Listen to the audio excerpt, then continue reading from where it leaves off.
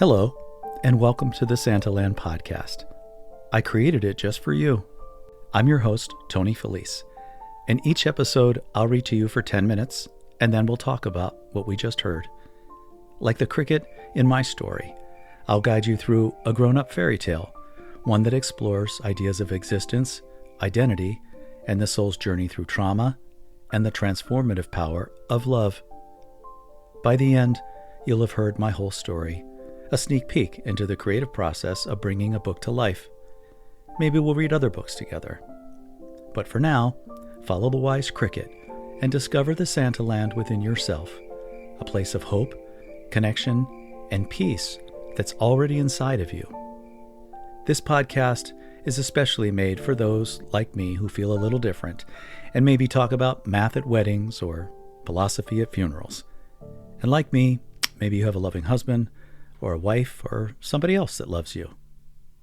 If not, we're here to love you, because you're in good company, my dear friends, here in Santaland.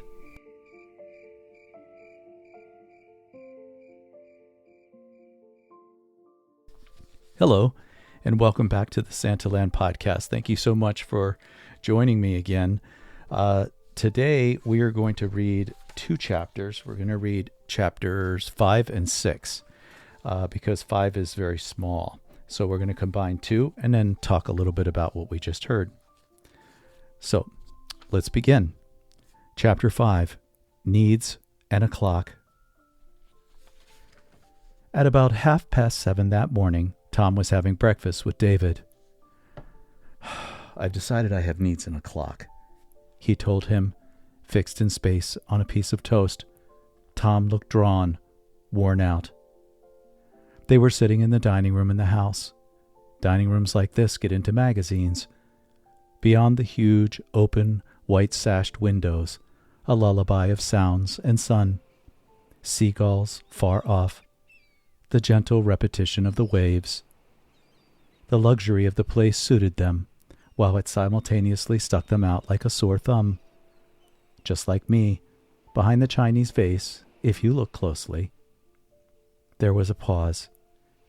David had smiled, holding his eyebrows raised like a curtain, waiting for an explanation from the wind. When it did not come, he nudged Tom, and in doing so, began their breakfast ceremony that was composed of bolstering and believing and listening. David's primary duties. He chirped as much as I do. That's our job, to sing to Tom, both in our own ways. "Meaning?" David had asked. Tom scraped jam across toast. Without looking up, he simply said, "I feel the clock." David frowned. He found the wind. It lowered his eyebrows, and it passed through into the little cracks in the foundation of their bond to once again blow out dust. He knew Tom was withholding the reason for this pronouncement. So he said, "It might be time for you to write some of this down, hon. You know, not a book, but a journal. Write it all out, so it's out of you." That might distract me from creating, going back in time and all," Tom replied.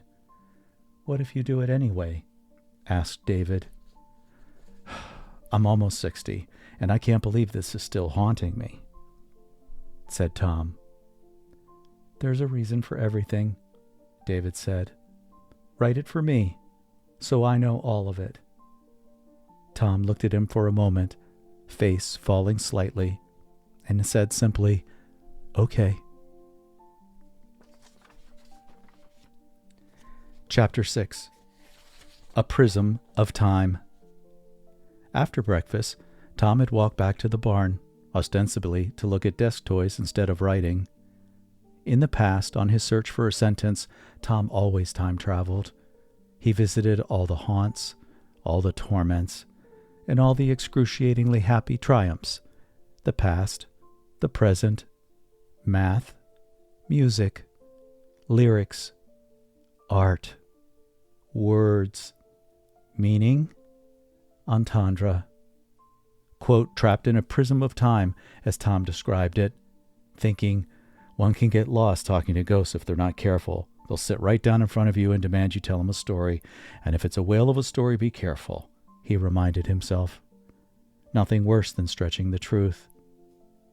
He opened the door to a rush of cold air conditioning. Probably good ideas rushing past me, he muttered out loud, and then closed the door behind him. Quiet. Chirp! Oops, that was me.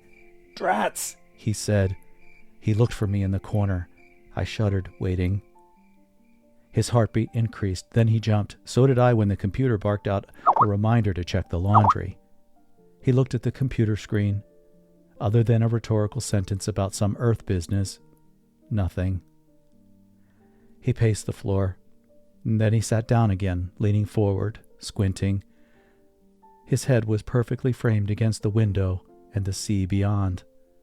Dark hair, handsome face, stubble peppered his face in gray and black. He searched the desk. He had misplaced his glasses. "Senior abuse!" he shouted to no one.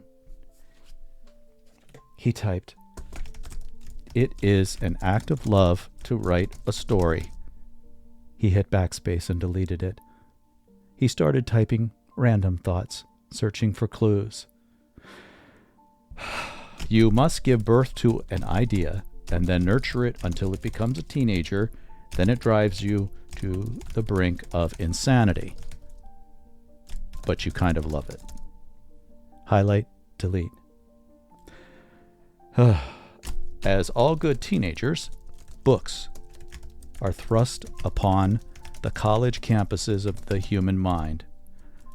A wrinkled place, ripe with possibility and stinking of blankness. Some earn good grades and fly off the shelves. Some get knocked up and fizzle out. It had all seemed so wise to write those books. But upon reflection and age, it seems like they were simply just teenagers bucking the system, and like teenagers, trying desperately to prove a point about which sadly nobody cares. Highlight, delete. Old news, Tom thought. Am I back in the old routine, mania, self-crucifixion, disruptive outbursts, random thoughts, troubling interpersonal communications? What is it, Tom? A fear of approval, a forced intimacy, or a growing feeling of isolation from the world? Am I looking for clues among these tea leaves of these desk toys? He felt isolated, not the happy isolation of Christmas Hill, separated by the world by sleight of hand. No, more akin to the frosty isolation from his editor, along with glazed expressions on friends' faces when grief is actually discussed, instead of waved off with a blown Hollywood kiss. A poor substitute for caring. But not from David. Married for more than 30 years, they recently reemerged from a sort of loving enablement, a hibernation of sorts, inside of each other. A ritual sometimes familiar to long-term companions if they're lucky. The unanswered invitations, the cozy nights by the fire with an old black and white scary movie. Blackout curtains in the bedroom that turned it into a cave, seeking the womb-like embrace of darkness and shirked responsibility. They allowed one another to move through the phases of grief, anger, denial, acceptance, and finally, where they were presently, resignation. Atypical of their usual routine, traveling city to city, book signings, author events, writing conventions, everything that stood in stark contrast to dark rooms and hushed voices, or grief heard from another room, so you tiptoe around until the coast is clear. However, spring was blooming, in time for Tom to reemerge from the death grip of grief. They felt ready for a new start. They said so in small ways to one another. It's Easter, resurrection.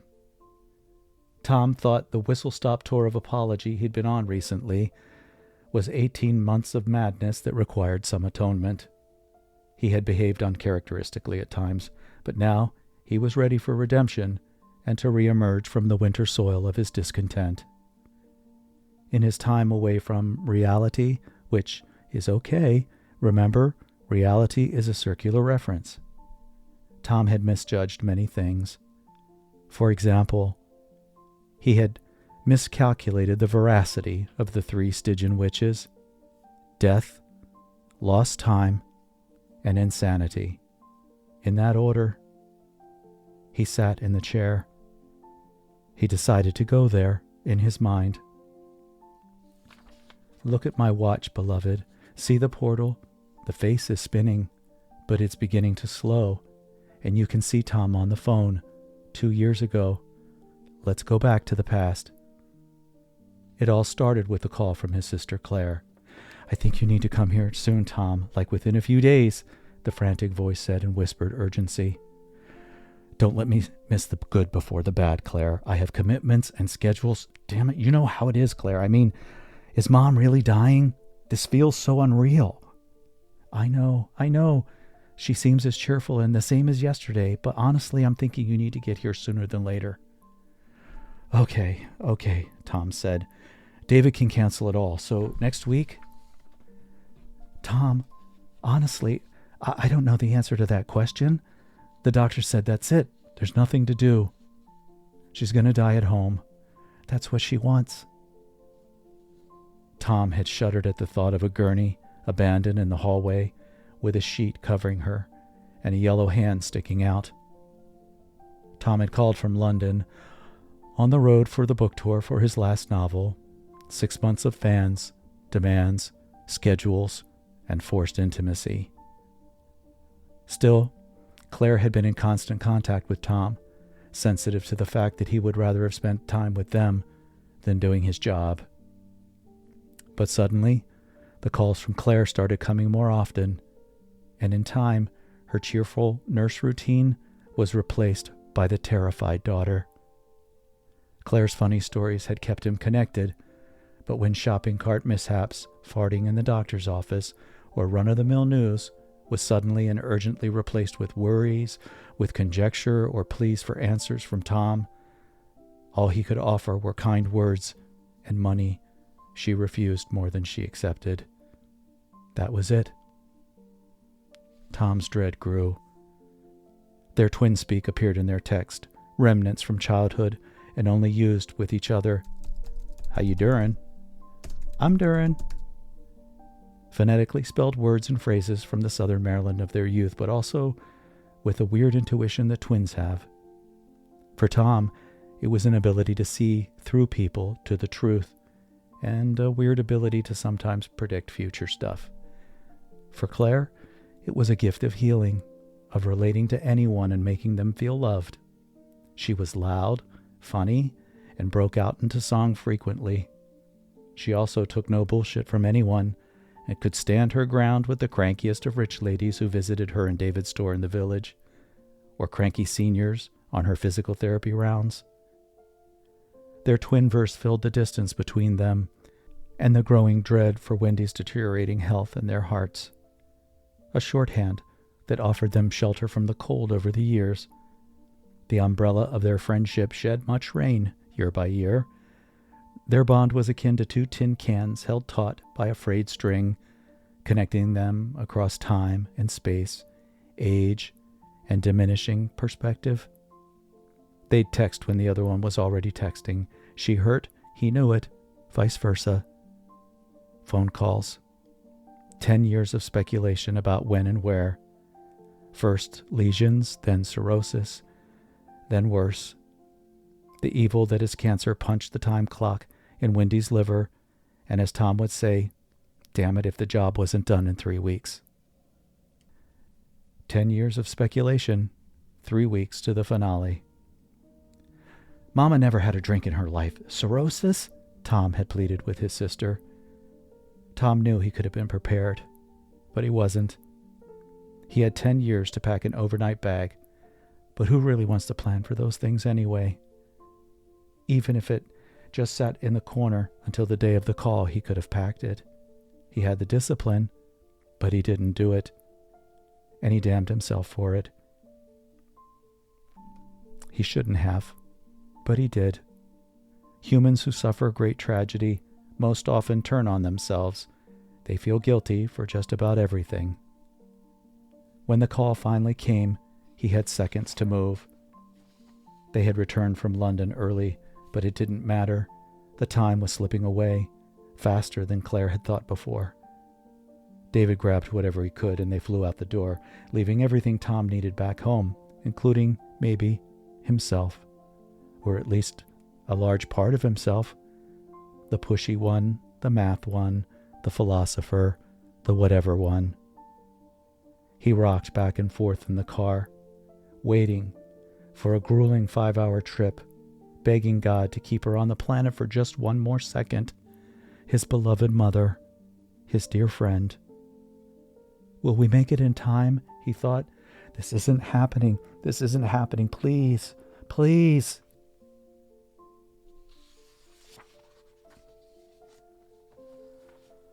Okay. So that's kind of a rough one. My mother passed away in September of 2022. It feels like yesterday, but time has softened my grief, and there were a series of tragic events that occurred after my mom died that caused me even more pain and Tim pain. And as we were driving in the car, I remember thinking about Tim's mom and when she passed away. And we were on our way to the airport, and we got on the flight, and mid-flight, apparently she had passed. So my poor Tim did not get a chance to hug his mother goodbye. I did. I sat at her feet and jumped when jumping needed to be done. My brother and sister and my brother's wife, they did an extraordinary job. I mean, I don't think they had sleep for 2 weeks. I didn't have sleep for a week. I did not. I couldn't sleep. I had to be awake every second. What if I missed this? And there was something I did want to cover with my mom before she passed. Something very important between us. The big secret. And I didn't get a chance to, but I got so much more than that. You know, I don't want to give away too much. We'll learn about what I'm talking about soon. But my mother, when I was growing up, my mother was my life raft. And, you know, the world's a complicated place. And so as I grew up and moved forward in my life, sometimes we were apart, sometimes we were close together. But I always considered my mama one of my best friends. And my favorite memories are Tim and I taking my mom to Disneyland as if she was like our own kid. She was so spontaneous and she had so much fun and she was so delightful. I'm surprised I can read these chapters to you and not be emotional. It's taken a long time. And there are times when, well, my goodness, I think of my mother every single day of my life. But there are times when it strikes up on you out of nowhere. And you're left standing there, snotty, grieving, crying. But like Tom, our character, discusses, it's best not to create a prison of time for yourself. I missaid that. Prism of time. That's a bit of an Easter egg. More on that in a little bit. But you know, the world goes on. And you get about 2 weeks before you got to go back to work and run a business and take care of people and be something. And I had a whistle-stop tour of apology myself. My head did spin off when my mom passed for lots of very, very, very valid reasons. And it took me time to gather those pieces and thank God for my husband. Really, truly. And for my sister, my twin, my logical twin, my sister. And I love that line that we're like two tin cans strung together with an old string that stretches across time and distance and sometimes diminishing perspective.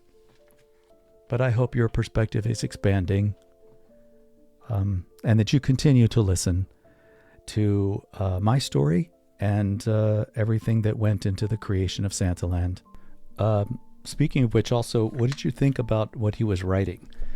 Sometimes I sit down and I write silly stuff just to kind of get the kinks out. But clearly Tom is reflecting. He's reflecting on his past work. He's reflecting on the things that he's written before and coming to the realization that he's been asking himself questions that he's trying to find answers to. So, anyway, God bless you all. Thank you so much for being here. I really, really, really, really appreciate it for both me and for my dear mama and for my Tim. And of course, my mama-in-law, Anne, my second mama. We miss you. Thanks again for listening, and I'll see you next time when we read our next chapter. Bye now.